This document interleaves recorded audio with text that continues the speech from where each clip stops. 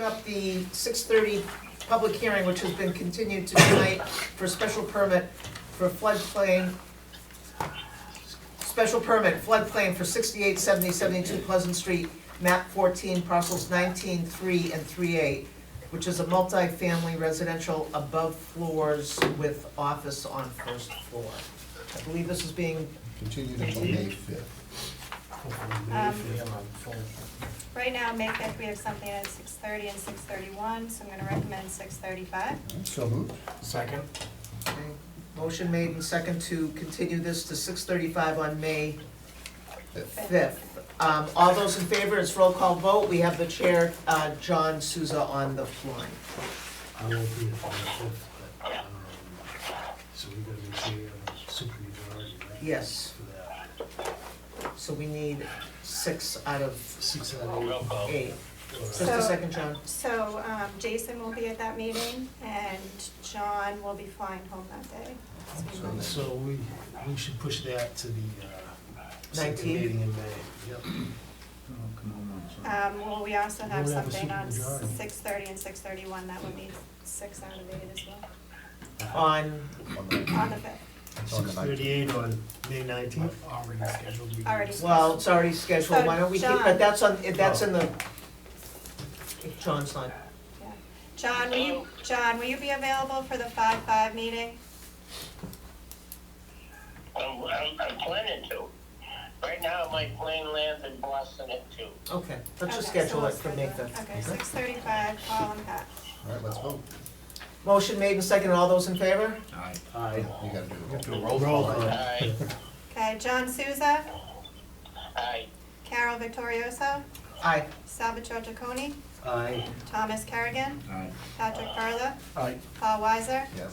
Jason Parre, absent, Dean Valier. Yes. Okay, we're at 6:32, so we can't open up the next meeting yet. We'll call to order, please. John Souza, Aye. Carol Vittorioso, Here. Salvatore Giacone, Yay. Thomas Kerrigan, Yeah. Patrick Perla, Here. Paul Weiser, Jason Parre, absent, Dean Valier. Here. Two minutes of previous meeting, January 6th, February 3rd, February 11th. Can we take those in block? I will move to approve them. Second? Motion made and second to approve any additions, deletions, criticisms? No, calling none. All those in favor, roll call. John Souza, Mrs. Chairman? Carol Vittorioso, Yes. Salvatore Giacone, Yay. Thomas Kerrigan, Yes. Patrick Perla, Yes. Paul Weiser, Yes. Jason Parre, absent, Dean Valier. Yes. Okay, See, he got it. I'm going to go, it is 6:33, so I'm going to go under Director's Report. If that's okay. Yes. So we have Mike O'Hara here. He's the part-time interim director. He started on February 19th. I just want to introduce him to everybody who hasn't met him. He's Welcome, been very Mike. instrumental All in right. helping me do the director's reports. And I just wanted to wish him a warm welcome. Yeah, thank you, Mike, for joining us. I didn't see that. Thank you for pointing that out. I feel much better. And 7.1.2, new definitive subdivision forms and application fees. This was just for the records. We had it on an agenda. It did get approved by the mayor, so the preliminary subdivisions with the plan, preliminary plan went from $200 to $500 and $20 per lot to $50 per lot. And without the preliminary plan, went from $500 to $1,000 with $50 per lot, $75. It went from $50 to $75 per lot. Okay. Is the subdivision form, is there any change in that in substance, or is it just the fees? It was the same as the last meeting when we reviewed the form there. Okay. It was, we were waiting on the fees to be approved by the mayor. Okay, and that went into effect February 20th? Correct, yep. Cinco de Mayo. Is that- I'm sorry, it's not a legal holiday here. I know it. Yeah. 6:35. Okay. Your clock is faster than mine. But it's not. A few seconds. It is, but it's funny, it's not changing. Okay, we're going to open up our continued public hearing for City Council petition 24-25, Thomas M. Govenzi Esquire, on behalf of Steve Boucher, request to amend zoning district map 29, for 29 June Street, map 352, parcel 6, so that the entire parcel will be zoned Residence B. Hi. Madam Chair, so I think you may have in front of you a sketch of the site plan that shows the parcel in question.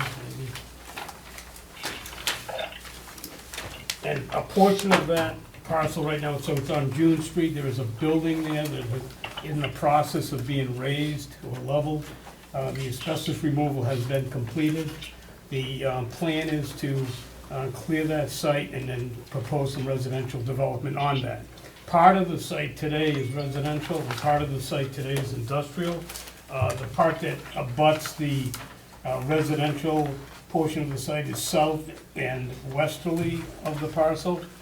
So the applicant is proposing that the entire parcel be in the residential zone, so it be rezoned in full, so that that would allow development of residences or apartments or whatever on that site. The site was subject to a lien from the city for the demolition previous years, that's been paid off. It was also subject to back taxes, tax taking, those have been paid off. This will allow the rezoning of this in full, will allow the parcel to be in harmony with the existing neighborhood and to kind of comport with all the neighbors which are residential around that. So that's our request. Does the board have any questions? Sounds good to me. That was the old plastics, factory, right? Yeah. Yeah, brown color, yeah, yeah. The color, pellets and all that. Right. I'm sorry, Mr. Rubenzi, what's it currently zoned? So- It's Rep B and, So it's zoned in part industrial and in part residential. So we're asking that it all be converted to Residence B, which Okay, I is see. part of it. parcel. Residence B. So we're looking for favorable determinations of the city council. Once more, does the board have any questions? John, do you have any questions or comments? No, I looked at the plans, earlier, and, you know, it looks good if they're raising that building, and, that really was, spot zone, and, you know, mostly residential in that area anyway, so Okay, I think it works out. okay, thanks. I'm going to open it up to the members of the audience. Does anyone have any questions, comments about this? Please state your name and your address, please, sir. My name is John Ciccone. I live at 22 Longwood Ave, which is a property that's directly behind the existing factory. My family has been in that neighborhood for about 100 years now. My great-great-grandparents built the house in '29. My mother and my sister are here with me, and we agree that the industrial space should be raised and probably proper toxic and chemical kind of assessments made. Our concern is that it'll turn into a large development, maybe multi-story, kind of not in line with the rest of the neighborhood. You know, if it were to be subdivided and some regular family houses that do match the neighborhood come into play, I think that would be welcome. But our concern is obviously that this would be a massive unit like the one that's being proposed on Lancaster Street. You know, I don't know how many units you could fit in there, but obviously, you know, I grew up in the neighborhood. I went to school in Leominster. My class was supposedly the largest one at the time, but if we have hundreds of people, hundreds of families that are moving into those streets, I'm both concerned about the environmental impact, the infrastructural impact, the educational impact. Yeah, we just want to raise that concern as neighbors that have been there for 5 generations. Okay. Mr. Babenzi, can you assuage their concerns at all? Well, we're not asking for any changes other than the zoning, so anything further than the rezoning would have to be dealt with by special permit and site plan approval from this board. So they would have to come in, John, to us for anything they propose to build there. Right now, they're just addressing, we'd like to see this changed. And think you guys might wanna see it changed to Residence B as well, versus having that industrial piece there. Absolutely. I mean, admittedly, I don't know the difference between residence A or B. Right. Obviously, if B is more designed for larger, kind of higher volume development, that would be our concern. Well, there's certain limitations on Residence B as well. I mean, you know, Residence B, if everybody's Residence B, this is what you can build, here are the dimensions, here are the setbacks, here are the rules and regulations for Residence B. Yeah. Might not be a bad thing to check it out, you know, or if you want, just call them, and I can help you through it. And we'd also, it would come before us with anything, and it would have to be in keeping with the current neighborhood too, particularly if they're looking for a special, if it's going to require a special permit. So And the it's way it going to looks, have to be it does. consistent with what is existing there at the time, currently. Excellent, thank you. Yeah, so, and you guys as abutters are open to all those meetings too, when they have a meeting about what they wanna propose and what they wanna build. Good time to be here and voice your concerns or your support. Excellent, thank you. Any other questions? Not currently. Does anyone else have any questions, concerns, comments about this particular petition? Hearing none,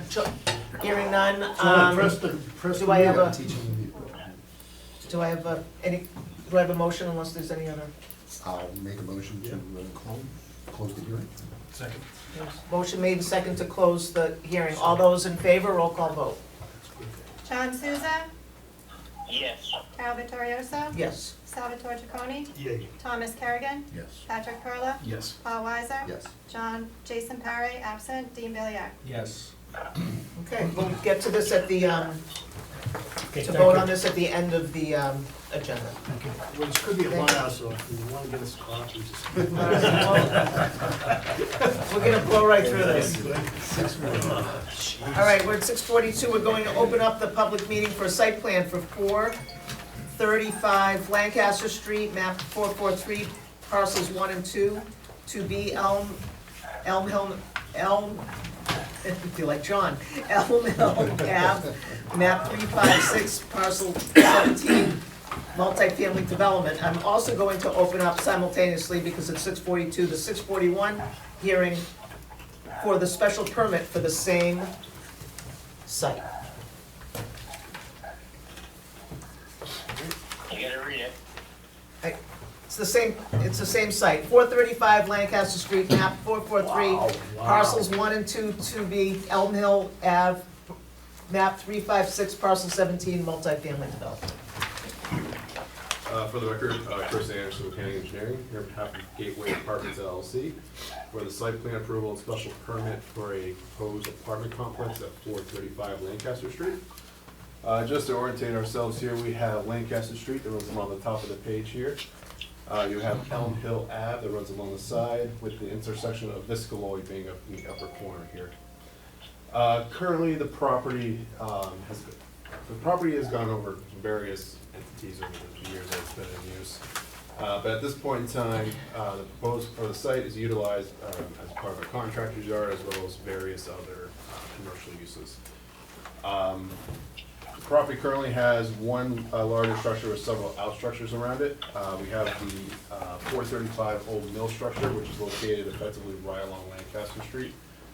And then you have a secondary extension off of that, that's a steel structure that's utilized more for the industrial uses of the property. The property is predominantly rendered impervious to gravel, pavement, and other such uses, with sparse areas of brush and grass throughout the area. It's the intent of the applicant to effectively rehab the entire property in order to construct approximately 300 apartment units on the property itself. Those units will be distributed among 3 structures. We have a building number 1, which will be located in the southerly portion of the site, building number 2, which is centrally located, and a 3rd structure closer to the Lancaster Street area. In total, and in addition to that, the existing mill structure is intended to remain intact, with the steel structure effectively being removed in order to construct building number 2. Access to the site, we provide via several different connection points. I do have Heather Montecup with GPI, the traffic engineer for the project, available. So if, once we get through the site plan portion of this, I'll invite her up and she can go over through some more of the traffic components as well. But with that being said, there's supposed to be 3 connections to the roadway system in the area. We'll provide 2 new unsignalized intersections at Elm Hill Ave, which will allow traffic to enter onto Elm Hill and ultimately reach Lancaster Street. In addition to that, there will be a 3rd connection to Lancaster Street at the intersection with Viscaloid Ave. We're proposing to effectively create a 4th intersection or 4th leg of the signalized intersection in order to handle the traffic coming from the development. Now, Parking, Chris, sorry, while you're talking about the traffic, or while you're talking about the development, so all buildings can exit that way or on Elm Hill Ave? correct, Everybody will have access, all the buildings will have access. correct. So you won't find many going out on the signal, you'll find them all going out on the other end. Okay, I just wanted to clarify that. So that's the general intent with the connections to the roadway system, and we'll have various driveway egresses throughout the entire site. The proposed structures are intended to utilize a podium-style construction, so that effectively we have drive-under garages that will provide additional parking spaces within the individual structures, so that we can limit the amount of surface parking on the site. Based on the required parking counts, we're required to have a total of 485 parking spaces, and we're showing 486. 120 of those would be located within the actual parking garage, with the remainder being straight surface parking. Assigned to units, are they gonna be assigned? Not to be determined at this point. In addition to that, we're providing for a pedestrian egress throughout the site so that it is ADA accessible from any point in the property, as well as providing the various ADA parking requirements. So that's relatively the general outline of the property itself. Relative to utilities, we're proposing to provide a on-site stormwater mitigation system that will ultimately connect to the existing infrastructure within Lancaster Street. We've had preliminary conversations with DPW relative to this design, but effectively, the existing infrastructure within Lancaster Street does get overwhelmed in larger storm events as it stands now, primarily because of the lack of modern engineering standards we apply today. So the stormwater feature will utilize various. Go past that, there's a bunch of DPW comments that I Yes. don't really. There's a laundry list of Yeah, and items I don't know what the abbreviations are, so. So a lot of those are just nomenclature for stormwater structures, manholes, catch basins. Okay, There's a lot of comments in there relative to cleaning up some of the notes to make sure everybody's on the same page. okay. We haven't made any modifications to the plans, but they are easily tenable with DPW. Touch base on a separate matter at the moment about that. But stormwater management will be utilize underground storage systems throughout the site in order to reduce the peak rate of runoff coming from the property. There is a net decrease, but we're redistributing the flow, so that's why we have to show the stormwater management system to comply. And then stormwater will ultimately connect within Lancaster Street via several connections, and we're also proposing to fix the existing infrastructure within Lancaster Street in front of the property. Currently, there's a lot of catch basin connections, which are not ideal from a stormwater perspective. So we're revamping everything in order to make it a more modern design practice, if you will. We have done preliminary soil evaluations on the property, and it's generally not the greatest soil material. How about, while you're doing that, how about is there any cleanup that still needs to be done on those parcels? Because you had DuPont Chemical, you had Gordon Chemical, you had all these chemical manufacturers, plus the plastics companies that used to spew ash all over that end of the city. Is there any contaminated land still there? No. No, nothing? No. We've had several 21 East done over that time. I'm just curious, I didn't hear of any Superfund cleanups or any of that with those properties, but I know what the prior uses were. So, How deep were the tests, Steve? Whatever they do when they conduct Do they a, require? yeah. I'm sure financing is gonna be contingent upon it. Sure. Yeah.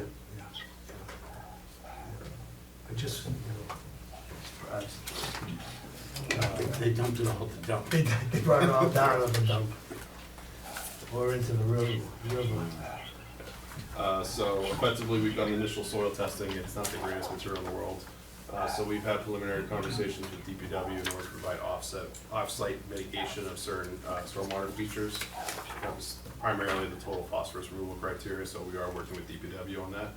A lot of the comments that were raised by DPW are notation and clerical in nature, so we will be addressing all their comments and having further conversation with DPW on the off-site mitigation process as well. Water will utilize a new water service connection off of Lancaster Street, which will loop through the site and ultimately tie back into Elm Hill Ave for a loop configuration. Each building has its own fire sprinkler system as well as domestic service.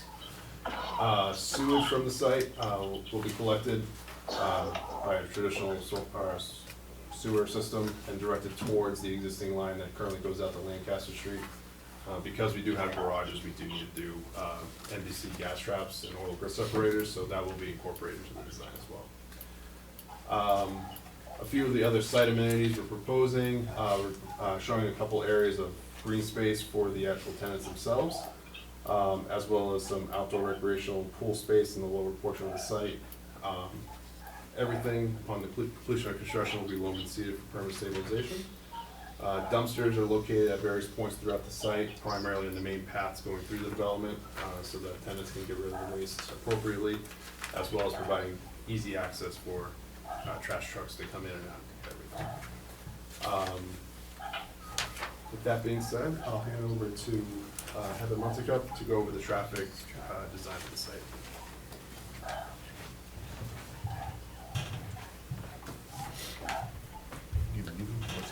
Good evening. For the record, I'm Heather Montecup with Greenman Peterson, and we were the traffic engineers for the proposed project. We did do a full traffic impact and access study. It was dated February 24th, 2025.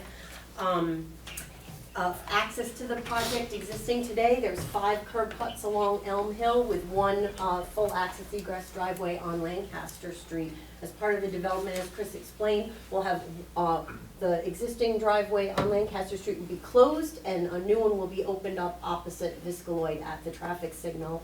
In addition, the 5 curb cuts along Elm Hill, only 2 will be there in the future. We looked at existing conditions, 2024 conditions. Our traffic study looked at Elm Hill Ave at Lancaster Street and Lucas driveway, even though it's closed. The existing driveway on Lancaster along with the retail plaza across the street. Viscaloid at the traffic signal. Commerce Center driveway as well as Howard Street at the commercial driveway opposite that, and then all 5 driveways along Elm Hill and the proposed site driveways. We looked at public transportation, we collected traffic volumes, we seasonally adjust them, we looked at collisions, vehicle speeds, site distances, all that stuff can be found in the traffic study. We also did future conditions, 2032, a 7-year design horizon, where we grew traffic in the area, whether this project was gonna be here or not. We contacted the city to find out if there were any background developments or planned roadway improvements that we had to include. There were none. And then to develop traffic for the site, we looked to the Institute of Transportation Engineers, the ITE Trip Generation Manual. In the existing mill building, there will be a restaurant, so we used high turnover sit-down restaurant to generate traffic for that. There'll be some small office space in there, so we we had used a small office space to generate traffic for that, and then we used multifamily housing to generate the traffic for the 300 units. So new trips to the area for the whole development, including the accounting office that's in there because they will use the same access points to the roadways. So new trip to the area, we looked at the weekday AM peak period, the weekday PM peak period, and the Saturday midday peak period. So during the weekday AM peak period, new trips to the area are 142 total trips. The weekday PM peak period is 177 total trips. And during a Saturday, it's 147 total trips. Remember, that's in and out total. But remember, the site today generates traffic, right? And we did that. We counted the existing driveways. So we get to take credit for that. So as part of the new development, we would have 118 additional weekday AM peak trips, only 70 additional PM peak trips because the existing site generates a good amount of traffic on a PM today. And on a Saturday, it is additional 81 trips over what the site's generating today. So we distribute all the traffic onto the roadway. We had different, we use journey to work data to figure out where people who live in Leominster, where they work. So we have a distribution for residential, and then we have a distribution for the commercial. We did capacity and queue analysis at each of the intersections to show the impacts of the project. And as discussed earlier, we will be the fourth leg to the Viscaloid signal today. If you've gone out there, you'll see that there is an existing mast arm where the driveway is proposed, so we will have to move that. So as part of the project, we're proposing a new traffic signal mast arm to control the whole intersection. I know, I think it was the DPW said there's some trouble with trucks hitting the pole over here. One of them is being removed anyway because we won't have that driveway. It'll be controlled with the new traffic signal equipment going in. So today, that even though there is like a small kind of horseshoe driveway today, that signal is not, that approach is not called. Even if someone's sitting on it, it's not called. So as part of our development, our driveway will go in opposite and it will run concurrently at the same time with Viscaloid. So when Viscaloid goes, our traffic would go. Basically, the traffic study's been submitted. We understand it may go for peer review. I know we've received some city comments, so we'll be addressing those. And then if the traffic study is peer reviewed, we would address those comments. And that's what we're waiting for at this point. I have a question. So we're gonna have 300 apartments. What did you say the additional trips were gonna be? The additional trips, I'm gonna say additional, right, because the site generates traffic today. During the weekday AM, it's 118 total trips. During the weekday PM peak hour, 70 additional trips. So what I don't get is if you have 300 apartments, you're only putting out less than, everybody leaves to go to work every day. Let's say 280 of them leave a day, and we only got 118.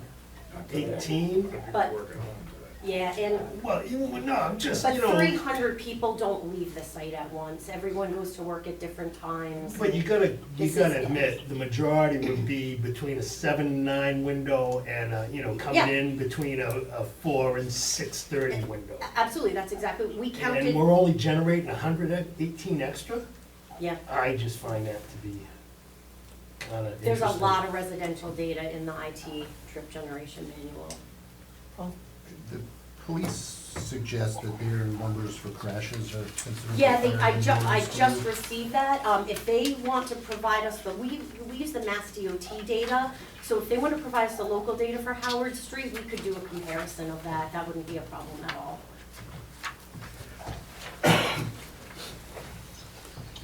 What's density on this? What's allowed density, or your allowed density in this zone? For this density, or for this area, there is no area of density. It's based on the number of parking spaces you can achieve on the site. So, and you were also saying that you have one extra parking space more than required. That would just take care of the people that rent the apartments. That's what those spaces are for. So you have no visitor parking at all. So, with that being said, also there, and I failed to acknowledge this, and I apologize, and Heather kind of alluded to it, there are areas, there's more than one use on the property. There's gonna be some office space, and there's gonna be some restaurant space there as well. That's gonna be additional. So there are additional spaces already kind of built in by default, because not all restaurant uses are being operated at the same time that people are all home, and whatnot. It's still underwhelming to me for parking. You can't use duplicate counting. What, John? You said you can't You use can't duplicate duplicate counting. counting. You have spaces for the restaurant, those are spaces for the restaurant. They're dedicated to, they're not open to You can't anything count else it but the next rest, to the residence. They're already counted those spaces Correct. So for those businesses. So the spaces are provided on the plan, we're not double counting any of the additional parking spaces, I'm just making a statement that there are, Available spaces. There are but available They aren't spaces. assigned to the new development. correct, So Do you have we don't enough? have any. So the bottom line is, we don't have any spaces. it meets the For zoning visitors. requirements. It meets the current zoning requirements for parking, And you have enough spaces for the restaurant, plus yes, all of the apartment spaces. correct. And there's no extra. So if they're not assigned to each unit, then you're gonna have a problem. And if they're not marked and assigned. I just think the counts are underwhelming, and I think the parking is underwhelming. Well, but they're going by the I ordinance. understand. And the numbers Yeah. are based on the idea that each unit has more than one car, and not everybody does, so it tends to work out in that regard. And then it's From maxed out. personal experience, it tends to work out. It is maxed out. It's over maxed. That's why I asked the density question, or the number of units question. Reduce units, you have parking, and you make it work better. Because you're gonna crush those, I'm also telling you, you're gonna crush those Elm Hill outlets, because you got everything coming up from from Route 12, across from the south side of the city, outside of the back roads that go through your back neighborhood on Old Mill Road, which has a one-car bridge. Yep. Those things are gonna be so overwhelmed that I don't see a normal flow out of here. I know the area, believe me, I know the area really well. And I know what's there today, and unless you have a cop out there in the morning or in the afternoon, like the old Foster Grant had, you're gonna have an issue.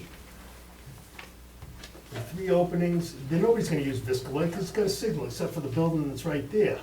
So you got 2 buildings here with the bulk of the people, or the bulk of the apartments, jumping on Elm Hill Ave. Whether they're going left or right, it's gonna be a total nightmare. With that number of units. Okay, that's what I got to say. Anyone else on the board?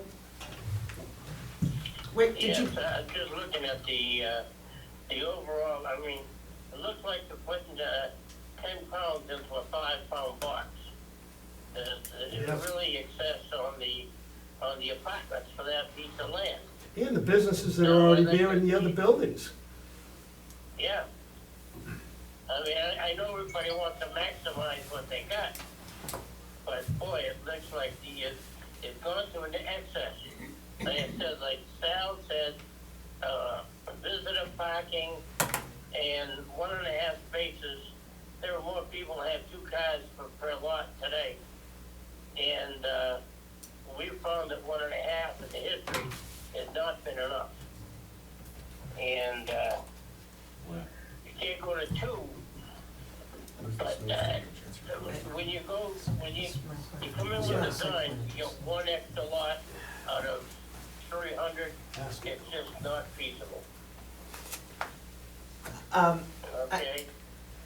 I'd really like to double check the density of apartments to that 7 acres, because some of that's taken up by the restaurant and the front lots. And I question the numbers.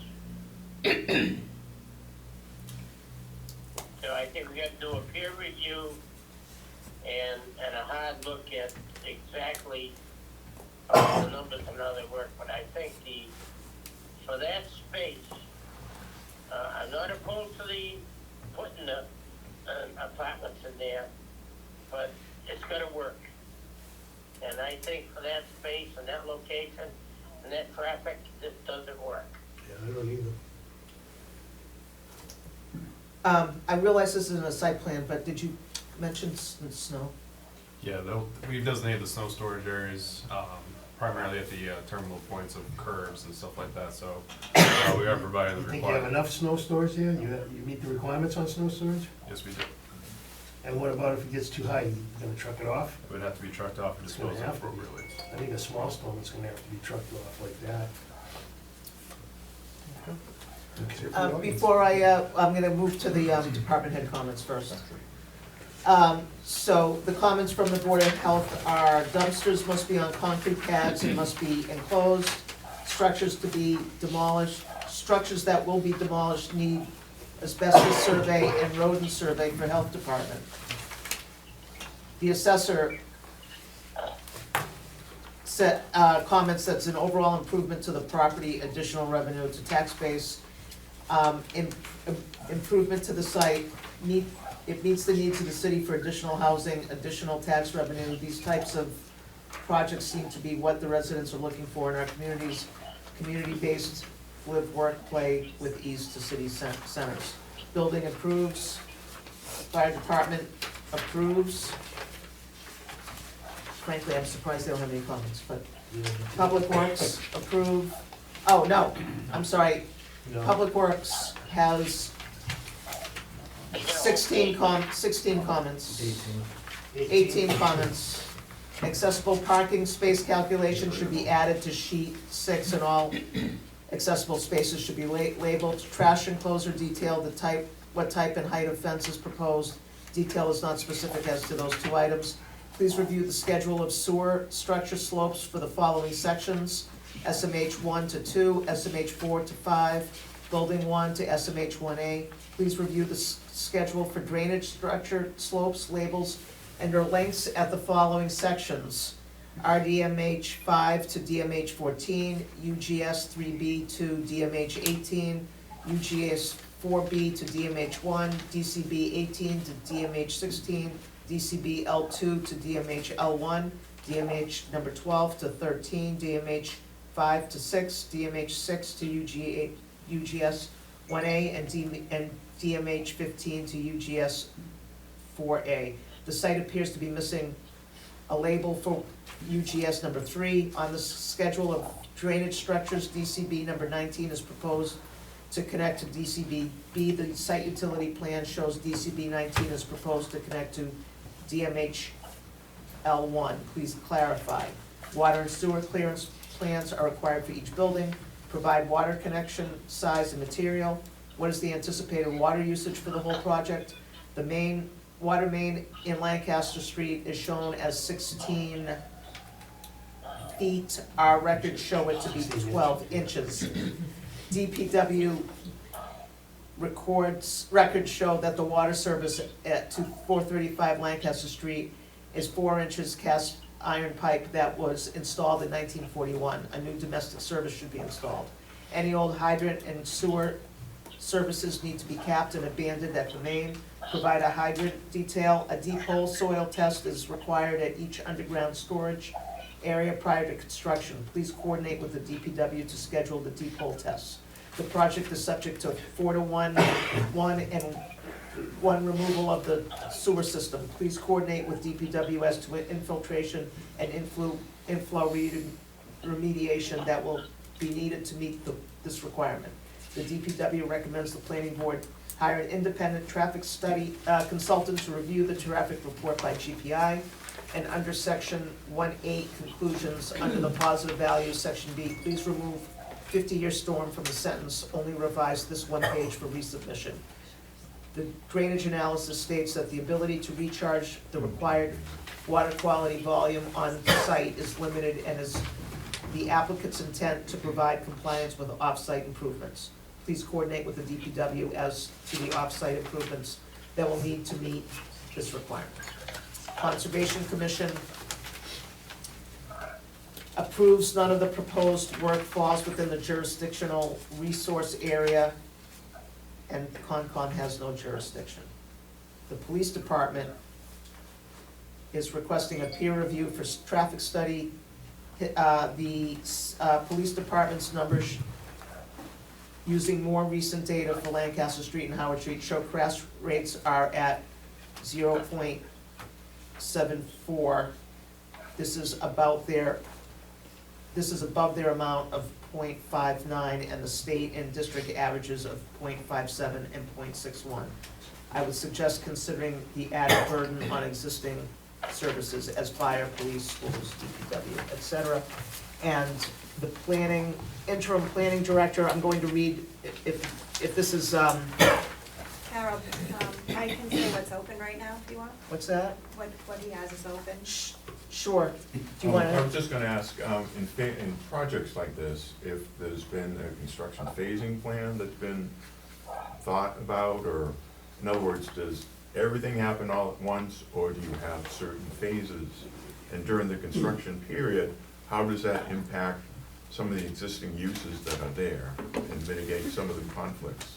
Like, does the restaurant stay open while all this is happening? Does the gym stay open, et cetera, et cetera? So typically, these kinds of projects, there would be a phasing process. The site's not gonna be opened up all at once and every building constructed at the same time. So there will be a phasing process to the projects when we get to that point. Oh, and DPW also wants peer review of the stormwater. okay, so traffic and stormwater, okay. And so if I can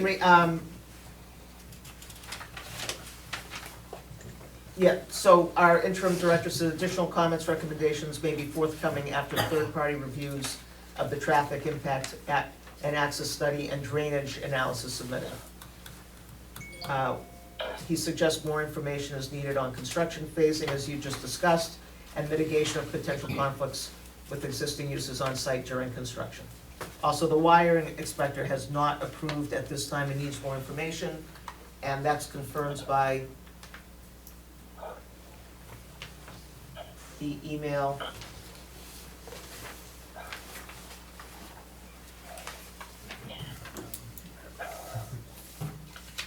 Carol?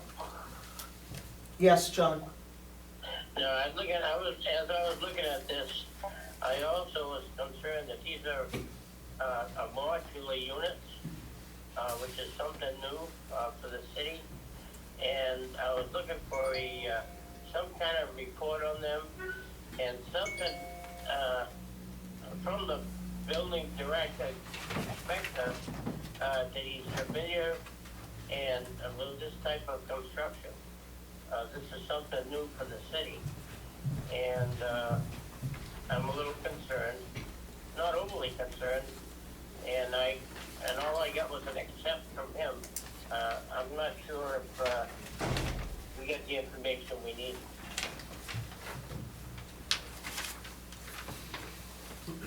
You know, I mean, it has to do with the construction. I just don't know. Okay. So I'm looking for a directed comment. John, are you looking for a report from the applicant on the modular units as well as the Well, building? probably, yeah, and the building inspector, that he's familiar with it, and he's got, more than just I accept. It doesn't seem right to me. Okay. Chris, I'm thinking you can provide the modular, and I'll reach out to the building. Yeah, we can, we'll provide the board some kind of document about the whole process and Yeah, whatnot. that'd be good, Chris. Thank you. Okay. Okay, I'm going to open it up to the audience, and before I do, I just wanted to note, as you can imagine from all the comments, this is going to be continued. We're not making a decision tonight, because there's a lot of open issues. With that in mind, I'm going to open up the audience for anyone's comments or questions, and perhaps if you could limit your timing to approximately 2 minutes, which is much longer than you may realize. And, because we have as Tony Angelini used to say back in the day when he was chair, we have a heavy agenda tonight. And again, this will be continued, so you can obviously address your issues again if they haven't been resolved at the next hearing. With that said, I'm opening up to the audience. I'm gonna start left to right, because that's how I read. Does anyone have any comments? Yes, sir.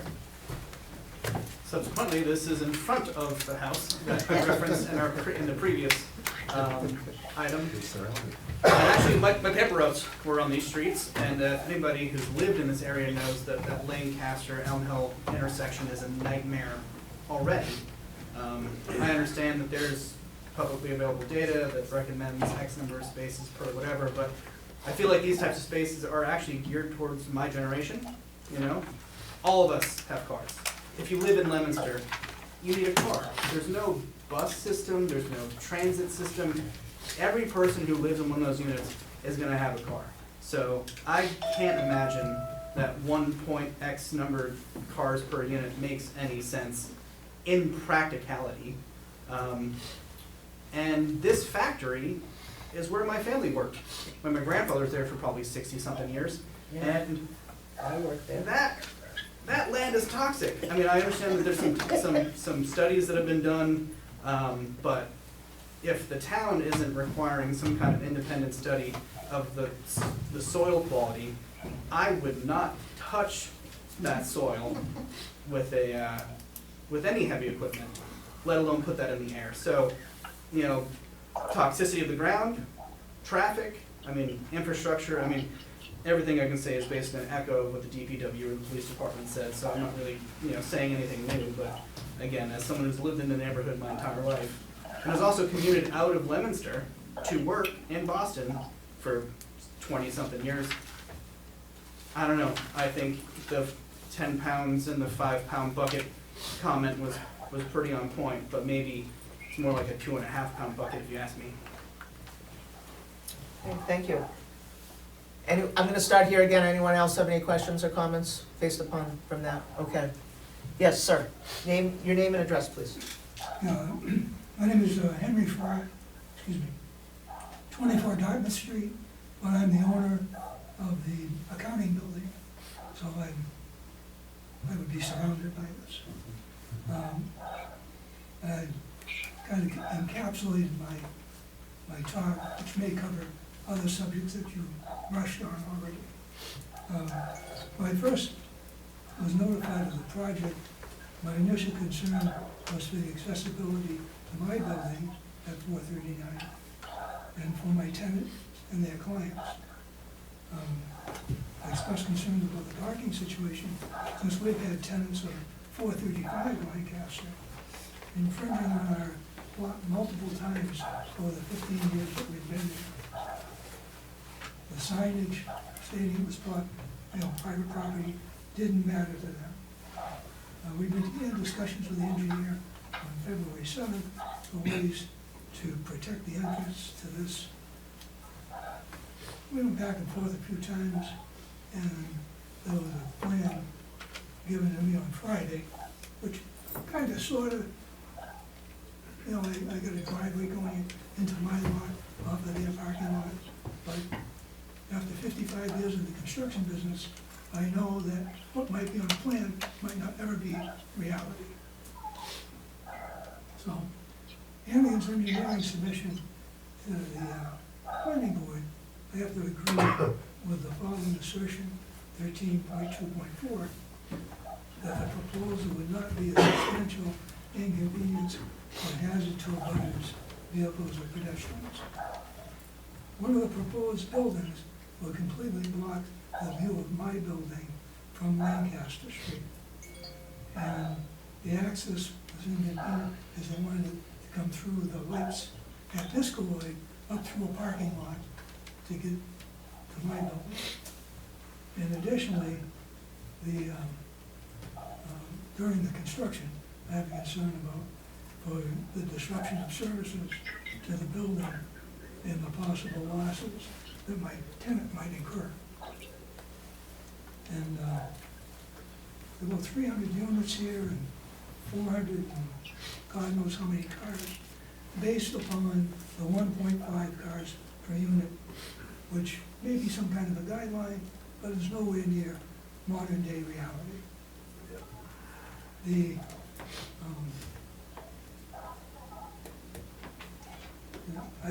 Because of the parking situation, I began making car counts on various days of the week. I have a list that I will give to you for review.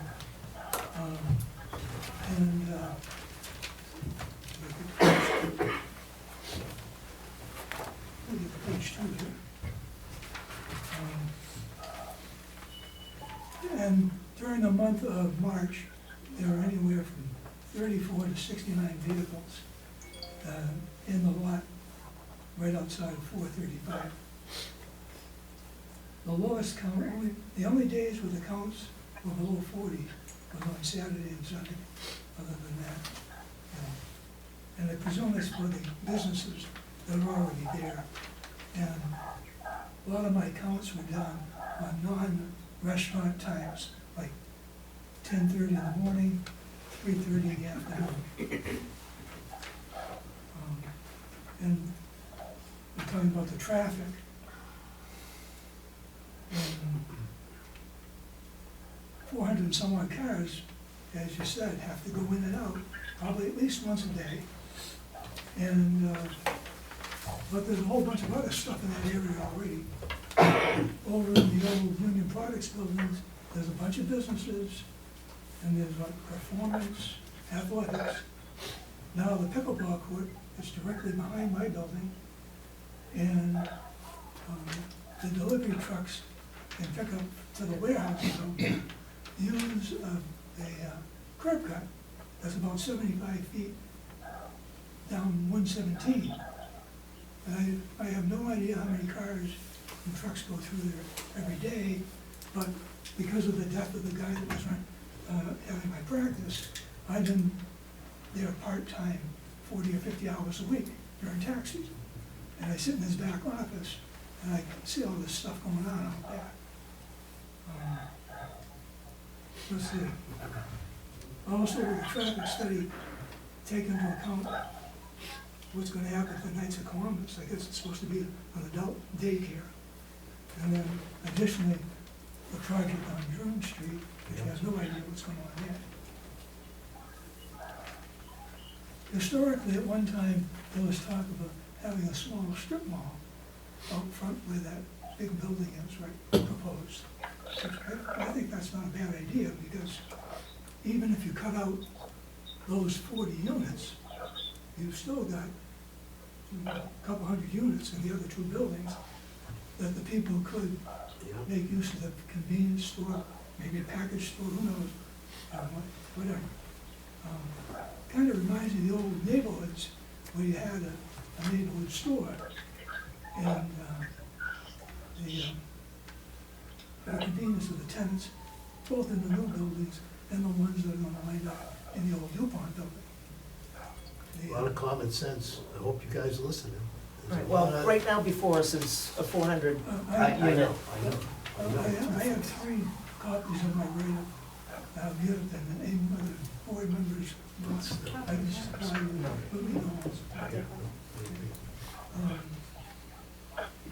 let's see. The other thing I have, and it really, I don't know if it pertains here or not, but I read in the news that this, Massachusetts has this right to shelter, and people in Boston are trying to make themselves look good by getting people out of the shelters in Boston. Just wondering, is this something that's entertained for people to come out here and through this program called Home Base? There's just a couple of questions I have. And again, I have schedules attached for the vehicle parking, the assessor's map for the property owned by the Leominster warehouse, which shows that curb cut from Lancaster Street coming up from, and Xeris's property, which is where a whole bunch of people go to performance, athletics, or whatever the other place is. That's about it. Can we have a copy of that, or do we have, for the record, please, sir? Nice. Thank you. Thank you. I can make more. No, somebody's gonna make them for us. Thank you. Yeah. Thank you. Anyone else have any yes, Councilor Frida. Yeah, Claire Frida, 117 W Drive. I wasn't gonna say anything, but that area, there's no question that's a traffic issue. And I trust that you will not, do anything unless you have a condition and insist on a traffic study. I mean, that's really gotta be done in that area. I mean, if I had a nickel for every call I got about speeding and traffic, I'd been retired a long time ago. So, I mean, I really think we need to look at the traffic. I mean, whatever we do anywhere in the city, because it's always a problem after the fact. So I think we really need to look at it, before you do anything with it. Thanks, Counselor. Anyone else have any questions or comments? Mr. Zares? Jimmy Xera, 6 Independence Drive. I wasn't planning on speaking, but Henry was nice enough to mention my name. I do have a question. I'm not against this project, I'm not for it. I'm independent, I don't really have an opinion on it. We need units, everybody knows that, it's not a secret. Probably the highest and best use of the property. So I applaud the developer, he's put a lot of money into it. I'm not gonna even try to get this way. But my concern is, immediately adjacent to the access road that has a traffic signaling, we have a major access road into our project that feeds Henry's property, my property, and all the industrial buildings behind that. And it looks like those two entrances are gonna be side by side. One being controlled by a signal light and one not, and that is a recipe for disaster. I really need that intersection looked at thoroughly. Because I plow there, I'm there every day, my office is there. There's a traffic accident every single day at that point right there, every single day. I go out and talk to people and separate them because they bump into each other. You put a traffic signal, another roadway side by side, and a road that does not have a traffic signal, you better have a police department there, and it's never gonna stop. And that's my only observation. And I wouldn't mind talking to your traffic consultant and see if I can get some input as to how they tend to handle that. Okay, thank you, Mr. Zares. Does anyone else have any questions or comments? I'll go back to the applicant. Do you have any questions or comments before we? No, we've received, taken note of all the comments and concerns, and we'll wait to hear from peer review. Okay, as John would say, I'm quoting everyone tonight, all the other past chairs or current chairs, what's the board's pleasure? So, do you want to talk about the waivers at all, or you want to save that for now? Well, there's two, I'll bring it up so that the audience knows there's two waivers. Thanks, Paul. And I'll pull them from Mike's comments. So there's two waivers that the applicant is seeking. One is a waiver from the special permit standards and from the site plan standards for residential development for providing a landscape plan provided by a registered landscape architect. And the second is a waiver for the parking design standards requiring a 3-foot clearance from a column to a maneuvering aisle on a parking space in a parking garage under a building. The applicant's justification is that the columns of the proposed structure are spaced will be approximately 22 feet apart to allow clear parking spaces of approximately 10.5 in width. These spaces are wider than required and provide additional space for maneuvering. Additionally, the columns will be set towards the end of the space to avoid conflict with door locations on typical vehicles. A clear space of 24 feet along the drive aisle has been provided to allow vehicle maneuvers within the parking garage. So there's one for landscape plan and one for parking design standards. So my first motion is that we request a peer review of the traffic study. And don't we also need one for, well, we'll do that one. Okay. And don't we need one for stormwater? You want to do This is that? such a large project. I do not think we should waive the architect on the landscaping. What I saw here, the landscaping was minimal and wasn't adequate. All right, well, that's if we approve the project. Right, we'll come So, back to that. Yep. Just So gather we need one, information. but according to Mr. O'Hara, we need one for traffic and for, Can we do it as one motion? or sure. is it Oh, no, we should do it as two, right? As to the traffic, the board back, I think in January 2024, made the consensus to use Vanessa and Associates for traffic. Okay, So I can reach out to them. Great. If it goes over the $10,000 estimate, then I'll reach out to get the 3 bids, okay, or more than 3 bids, and just go with the lowest bidder. okay. And then I'll reach out to the applicant to get the escrow to move forward with the work. Good. That's the So that's the motion. traffic one. Okay, so there's a motion to Have a peer review. secure a independent traffic study made by Paul, second by Sal. All those in favor, roll call vote. John Souza, Yes. Carol Vittorioso. Yes. Salvatore Chaconi, Yay. Thomas Kerrigan, Yeah. Patrick Perla. Yes. Paul Weiser. Yes, Jason Parre, absent, Dean Valier. Yes. and And then then stormwater. For the stormwater, we don't have, a consensus on a consultant, so So we I'll have to reach go out out to for the minimum bids. of three, Yep. go with the lowest bidder, obtain the So I escrow. move we do that. Yeah. Motion made and second to, put out bids for a stormwater study. All those, That's Oh. Paul and Sal. motion, yes, motion second. All those in favor, roll call vote. John Souza, Yes. Carol Vittorioso. Yes. Salvatore Chaconi. Yay. Thomas Kerrigan. Yay. Patrick Perla. Yes. Paul Weiser. Yes. Jason Parre, absent, Dean Valier. Yes. Okay, we have, we'll need two motions to continue. Now, how long will it take to get these studies done? What are we continuing to? Ballpark? So I usually give 1 week to get the estimate back, and then we'll have to get the, funds from the applicant, and make sure the check clears, and then the work begins. So about 3 weeks. Yeah, I mean, we can shoot for 5/5, and then if you don't have time to review it, you can request a continuance, speaking to the applicant. Or do you wanna go further? longer? No, John said he was gonna be here. Why are we planning on going for the fifth? Just gives us a month. Yeah. Yeah. We'll see if we can- Yes? Yeah, we'll go for All right, so I move, what's the first one? So- First thing's at 6:30, and then we had No, I'm one at looking at- No, we already have 6:35. things on May I'm looking fifth, for so. this. That's right, it's So we have a 6:35. 6:30, a 6:31, 6:35, so Yeah. 6:40. So the open public meeting for the site plan Yeah. at 6:40 on May 5th? Yep. Second. Motion made and second to continue the site plan public meeting to May 5th at 6:40. All those in favor? Roll call vote, roll call vote. John Yeah, Souza, roll call. Yes. Carol Vittorioso. Yes. Salvatore Chaconi, Yay. Thomas Kerrigan. Patrick Perla. Yes. Paul Weiser. Yes. Jason Parre, absent, Dean Valier. Yes. Okay, and now I move that we move the public hearing for special permit to 6:41 on May 5th. Second. Motion made and second to continue the special permit to May 5th at 6:41. All those in favor, roll call vote. John Souza, Yes. Carol Vittorioso. Yes. Salvatore Chaconi, Yay. Thomas Kerrigan. Patrick Perla. Yes. Paul Weiser. Yes. Jason Parre, absent, Dean Valier.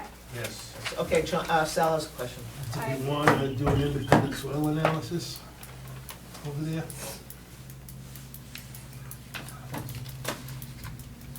We all know what was there. We all know what happened to the neighborhoods. Can we just So- ask for a copy of the? Yeah, so we can provide the Why 21 don't we E's. just do that? um, He's not gonna get financing if he has, Right. if he doesn't have. That has to be done for finance. Well, yeah, but get us copies. We can provide copies. We can of the provide 21 E's. copies. Yeah. Okay. What is it, a And soil then if we're still analysis? unsatisfied. Yeah, then if we're not satisfied, then we'll, we'll push it. Yeah, why but not? right now, yeah, thank you. We can provide those documents. Yeah. All right. Great. Okay, and then we'll also get the modular unit information. Yeah. We'll provide I'll a reach memo. out to the building department for, that type of construction, that was John's request. And I'll also get the PD to provide the local crash data. Probably don't make it anymore. Yeah, they probably will. and, you'll respond to the department head comments Yeah, we'll unless make- they're resolved. So- Yeah, we'll make the department head comment answers and any additional comment that might come. Okay, Thanks, Chris. okay. Yeah, yeah, I'll spin off that. Okay, everyone, this has been continued to May 5th, and all of this is public record. If you want copies of anything, you can reach out to the planning department. Okay, we're going to move on to our 6:50 hearing at 7:30. Yes. Thank you, Not guys. bad. Okay, it's not bad. What's that? I know. Still very organized. Public hearing for City Council Petition 35-25, Kenneth Delgado, 8 Highland Street, Lancaster.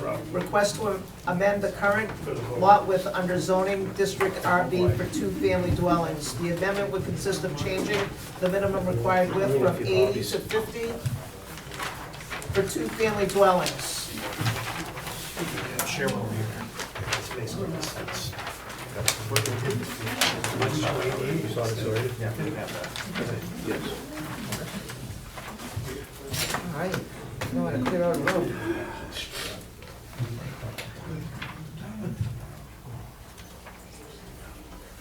Okay, so sir, you may begin. I'm just trying to get 4 rectangular lots that we have here. We don't have the pork chops the city doesn't like.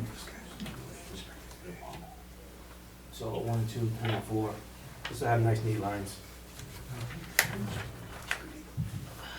Central Street. What was it, 12, what was across the, from Chi-Tech Park.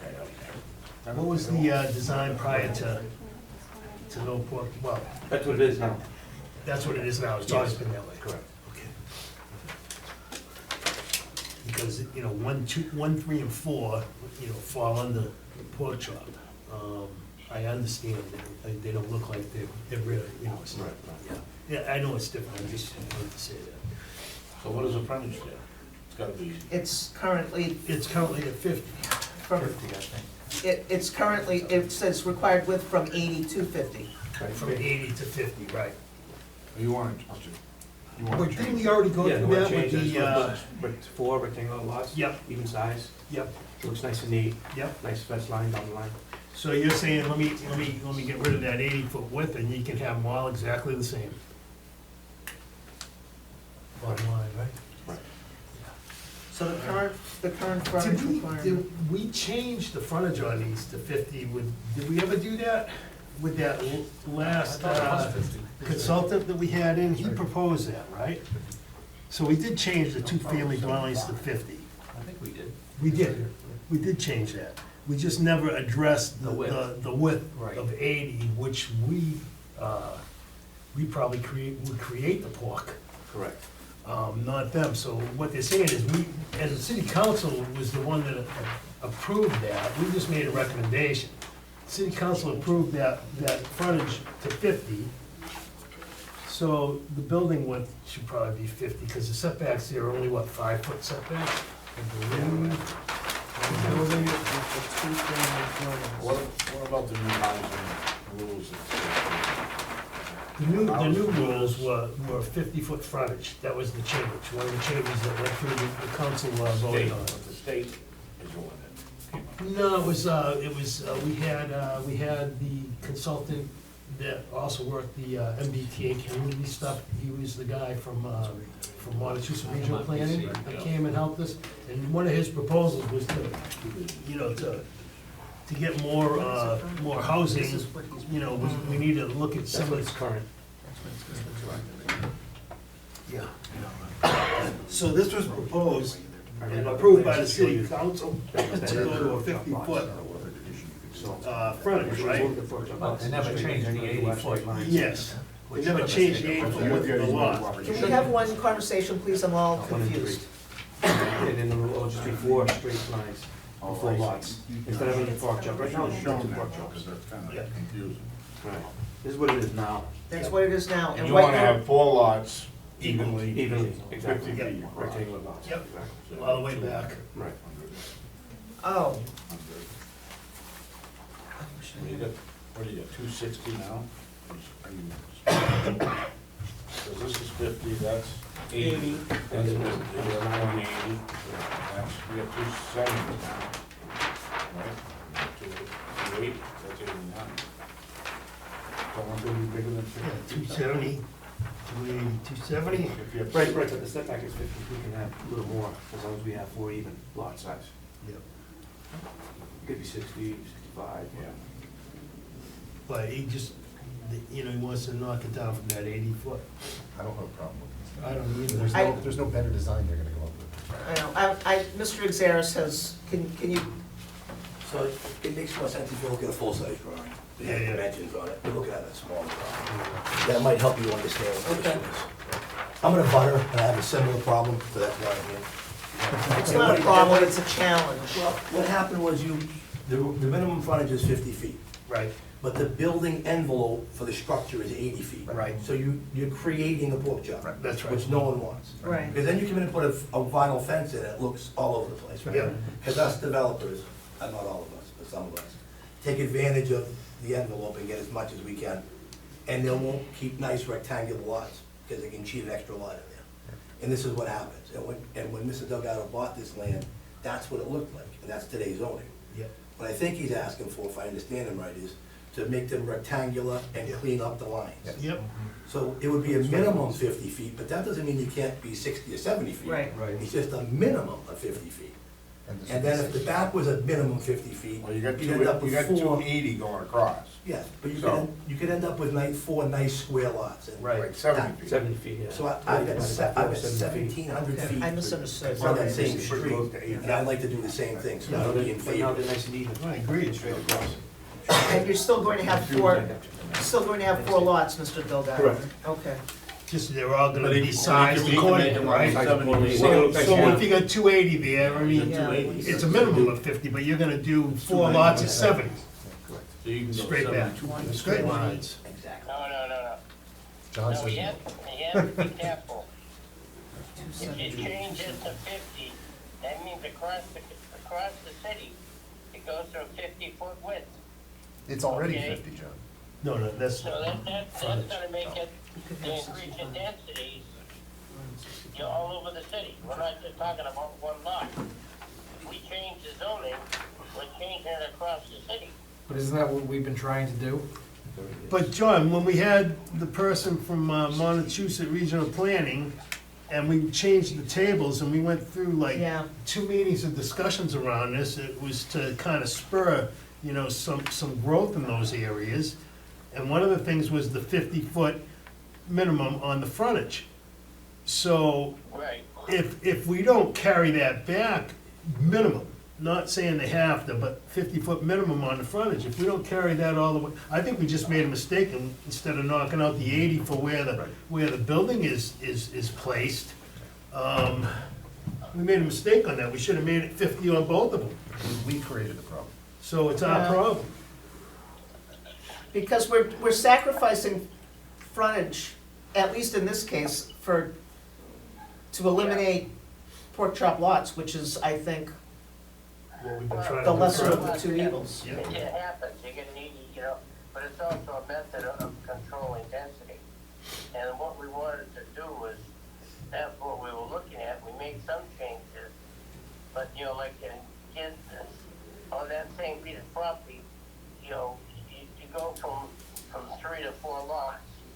So you got, call it a round figure, the third increase in your density. No, he's got 4 lots, he can build today by right. But they look, No, but- you only can build 3.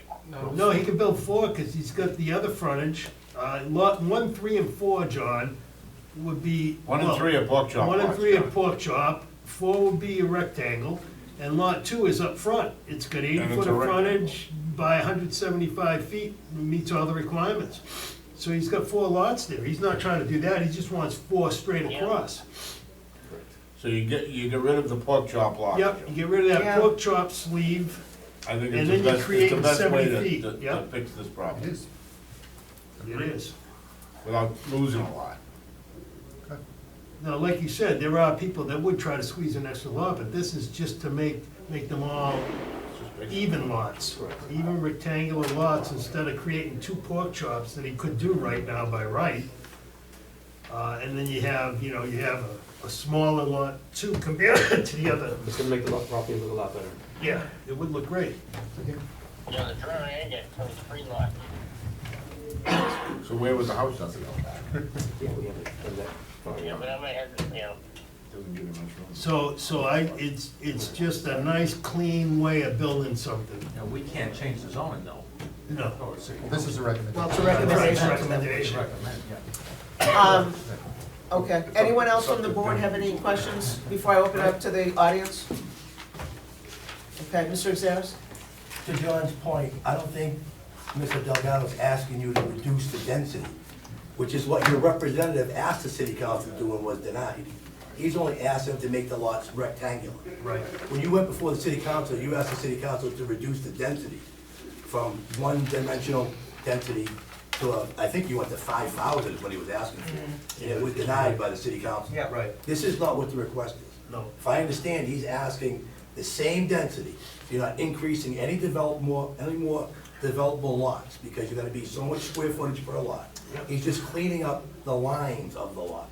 So to John's point, you're not gaining any additional lots. That's right. I'm satisfied. All right, I move to close the hearing. All right, let me just ask them one more time. Does anyone else have any comments or questions about this? The board? Okay. I move to close the hearing. Second. There you go. Motion made and second to close the hearing with regard to City Council Petition 35-25. All those in favor, roll call vote. John Souza, Yay. We're just closing the hearing, John. Oh, okay, yay. Carol Vittorioso. Yes. Salvatore Chaconi, Yay. Thomas Yay. Carrigan, Yay. Patrick Yay. Perla, Yes. Paul Weiser. Yes. Jason Parre, absent, Dean Valier. Yes. Okay, let's open up the 7 o'clock public hearing for City Council Petition 29-25. So Mr. Delgado will vote on this in a few minutes. You're welcome, thank you. Petitioner Elizabeth Wood on behalf of the planning board to request an amendment of the zoning ordinance pertaining to the floodplain, federally mandated update to floodplain district FP Article 6, Section 22-34. So the city solicitor had reviewed the proposals from the floodplain administrator. Floodplain administrator had some questions, we went back and forth.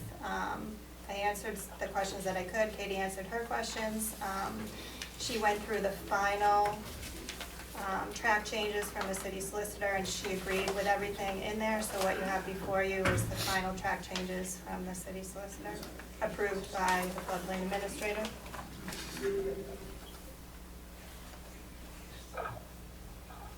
Okay. I've read it, I've looked through it, and, it looks okay to me. Thank you, John. Good old John. Good work, John. Thank you, John. Good work, John.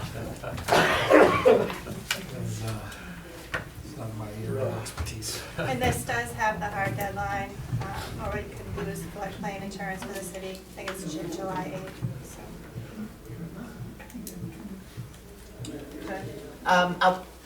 I'll open it up to does the board have any other questions or comments?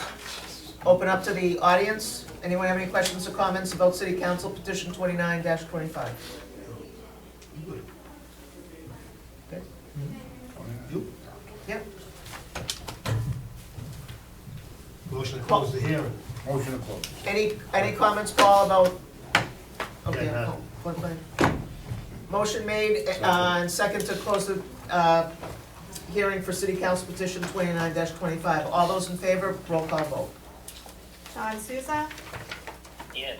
Carol Vittorioso, Yes. Salvatore Chaconi, Yay. Thomas Carrigan, Yay. Patrick Perla. Yes. Paul Weiser. Yes. Jason Parre, absent, Dean Valier. Yes. Okay, I think we can start at plans submitted. Site plan application for 428 Lancaster Street, retail office space was, no, that's a new No, plan that's- submitted. that's new public. So what do we have on May 19th? Okay, so I am gonna recommend this one for 5-5 based on the two things that are gonna be coming up after, as well as, the petition 4125. This was for Lucas, they're coming in for office and retail space now. Okay. It's up to the board how they wanna proceed, because we do have Hamilton Street, Pleasant Street floodplain. The floodplain maps just came out, so I'm assuming they're gonna make this meeting, and then Lancaster Street. So that would be 4, if we add on this one, it would be 4 Why don't we do that, it's on the 19th. on the 5th. Well, it's related to the other one, that's, because it's the same. How many do we have on the 5th right now? We have Hamilton Street, Pleasant Street, This is and 428. 435 Lancaster Street. Which will be a big one. So it should be. Yeah, I hear you. 35. No, yep. I bet you 435 Four- Lancaster Street is gonna 435 get won't. continued. Yeah, me too. All right, so I move we schedule this for May 5th at 5. 6:45. 45? Yeah. 6:45. What's that, 435? It's a restaurant right now. I think it's called 435 Grill. Oh, this is the Yeah, project. we just saw. something like that. I think we just saw. This is Lucas right now. Oh, wait a minute. Yeah, it is. Okay. So 6:45 on May 5th. Okay. Oh, site plan, okay.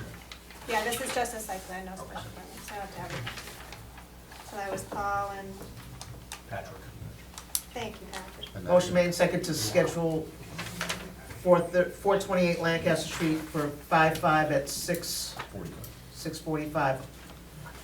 Motion made and seconded. All those in favor, roll call vote. John Souza, Yay. Carol Vittorioso, Yes. Salvatore Chaconi, Yeah. Thomas Kerrigan, Patrick Perla. Yes. Paul Weiser. Yes. Jason Parry absent, Dean Valier. Yes. Who, you? No, John.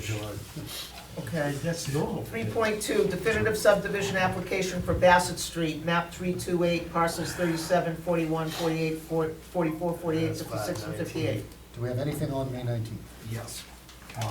Not right now. We're doing So that. we can do 6:30 on May 19th. Second. And that will give me enough time to advertise. That give you enough time? Yeah. Yeah. Okay, that's a subdivision application, Yeah. okay. Yeah. Okay, do I have a motion and a second? Yeah, me. You what, Oh, I second? motioned. Paul and Sal? Yeah. it was- Motion made and it doesn't second. matter. All those in favor of 5/19 at 6:30? Yes. Roll call vote. John Souza, Yes. Carol Vittorioso, Yes. Salvatore Chaconi, Yeah. Thomas Kerrigan, Yay. Patrick Perla. Yes. Paul Weiser. Yes. Jason Parre absent, Dean Valier. Yes. Okay, 3.3, site plan application for 86 Orchard Hill Park Drive, map 386, block 4, lot 1C, multifamily residential development. All right, I'm going to make this hearing May 19th at 6:35. Yeah. Okay. Second. Motion made and second for May 19th at 6:35. Has this gone to Yeah, technical let's be review? realistic. I mean, Yes. you get that whole subdivision, and there's gonna be a lot of comments, and there's gonna be a lot of people in for that. Yeah. Okay. Or it gets continued, like these things tend to. So what are you saying? You wanna do it the fall, first one in June? No. No, he's saying he wants to do it at 6:45 or 7:00. It doesn't, it Let's doesn't. do it 7 o'clock, I would say. Doesn't matter, we just did a 6:50 at 7:30. That's right. Come on. It works. So, but let me ask this, is there going to be a peer review for this? A request for peer review? I'm just wondering if we can, The traffic, I think there was a question about that, coming on. I thought it was stormwater. I won't have the official comments back until the middle of next week from all the department heads. Okay, that's fine, all right. So we'll But continue. based on the technical review, they're leaning towards the traffic. The police was leaning towards a peer review of traffic. Oh, traffic, I thought it was it's not And stormwater? stormwater. Just like the last project? Yes. How big's the project? It's like 200 units all the way around, The target. where the target is. Yeah, Right behind it, right? Yeah, like on 3 sides of it. Yep. So, and there's only 2 ways to get in there. One is with Sun Street, Bloomberg Harvey end. Street, and then a little unbuilt, recently built street off of Tiny Air.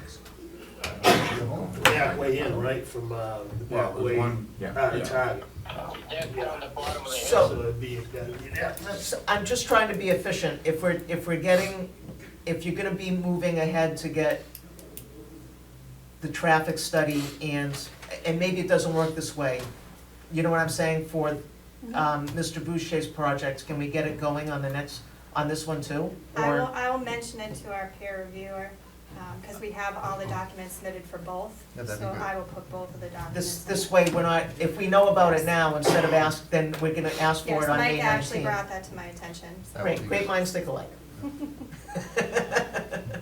All right, we got It's to gonna need All right, so we have a motion and a second for May 19th at 35. 6:35. All those in favor, roll call vote. John Souza, Johnny, John, John Souza. take your mute button off. Yes. Well, All right, we still Oh, have. wait a minute, here I go, my back. say yes. So he does know how to use the mute. All right. Carol Vittorioso. Yes. Salvatore Chaconi. Yay! Thomas Kerrigan. Yay. Patrick Perla. Yes. Paul Weiser. Yes. Jason Parre absent, Dean Valier. Yes. All right, 4.0, old business, 4.1, special permit floodplain for All the hard 68, work 7, 72 Pleasant Street, map 14, parcels 19, 3 and 3A, multifamily residential above floors with office on first floor. This has been continued to May 5th. 6:30? Yeah, I don't know. 6:40, 6:35. Okay, 4.2, City Council Petition 24-25, Thomas M. Bovenzi Esquire, on behalf of Steve Boucher, request to amend zoning district map for 29 June Street, map 352, parcel 6, such as the entire parcel will be zoned business, residence B. I make a motion to make a positive recommendation to the city council. Motion made by Pat, second by Tom, to recommend approval to the city council for the zone change. All those in favor, roll call vote. John Souza, Yes. Carol Vittorioso. Yes. Salvatore Chaconi. Yay. Thomas Kerrigan. Yay. Patrick Perla. Yes. Paul Weiser. Yes. Jason Parry, absent Dean Valier. Yes. 5.1, site plan for 435 Lancaster Street, map 443, parcels 1 and 2, -2B, Elm Hill Ave, map 356, parcel 17. This has been continued to May 5th,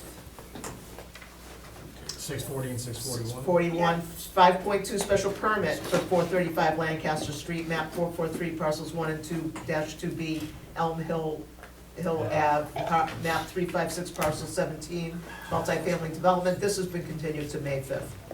5.3, City Council Petition 3525, Kenneth Delgado, 8 Highland Street, Lancaster, request to amend the current lot with under zoning District RB for 2-family dwellings. The amendment would consist of changing the minimum required width from 80 to 50 for 2-family dwellings. I make a motion to make a positive recommendation to the city council. I second that. Yep. Motion made and seconded to recommend approval to the city council. All those in favor, roll call vote. John Souza, Nay. Carol Vittorioso, Yes. Salvatore Chaconi. Yes. Thomas Kerrigan. Yes. Patrick Perla. Yes. Paul Weiser. Yes. Jason Parry, absent Dean Valier. Yes. I just want to note also, I didn't do this earlier, Mike, we did receive your recommendation on it, and we appreciate your concerns. I also shared the same concerns until he came in today with the plan, and I actually visualized it.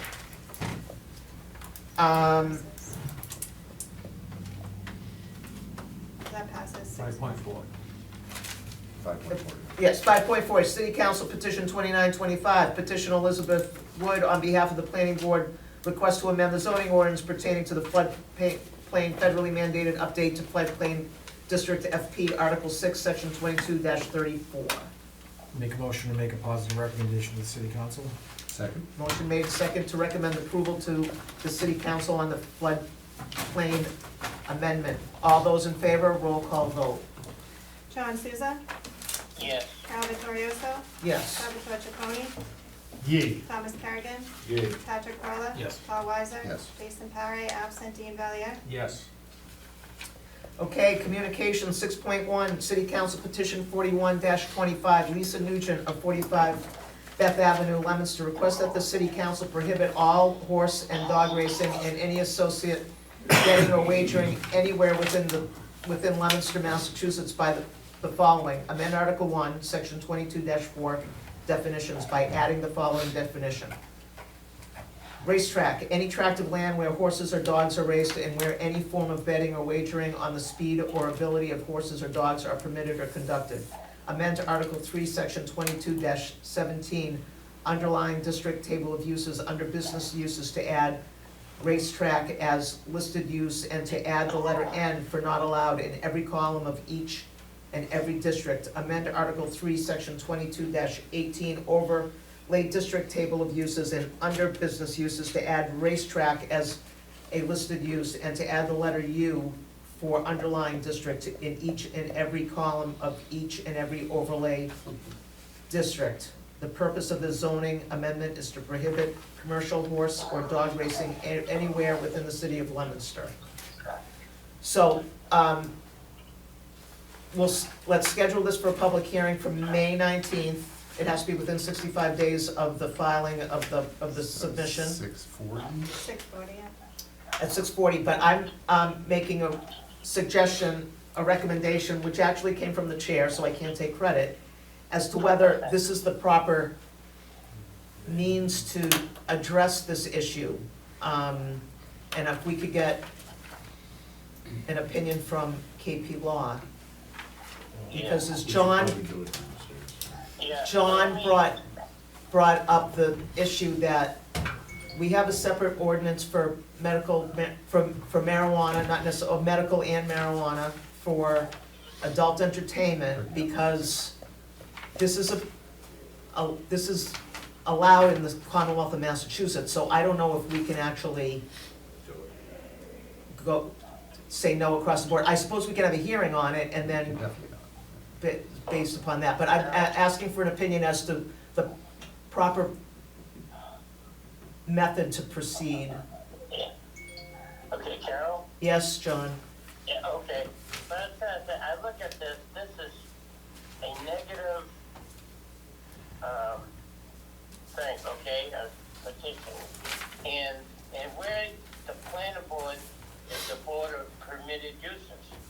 And this is not, this literally has come in as a non-permitted use.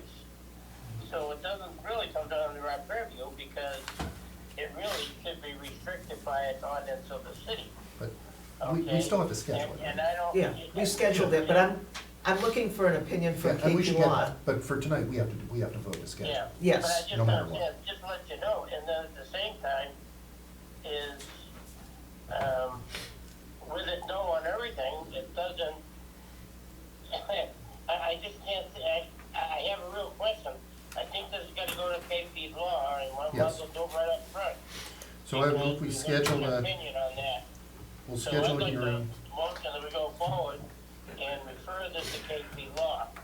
So I move we schedule a hearing for May 19th at 6:40 and request an opinion from KP Law in the Okay. interim. So we've already, did we already vote on the? No, okay.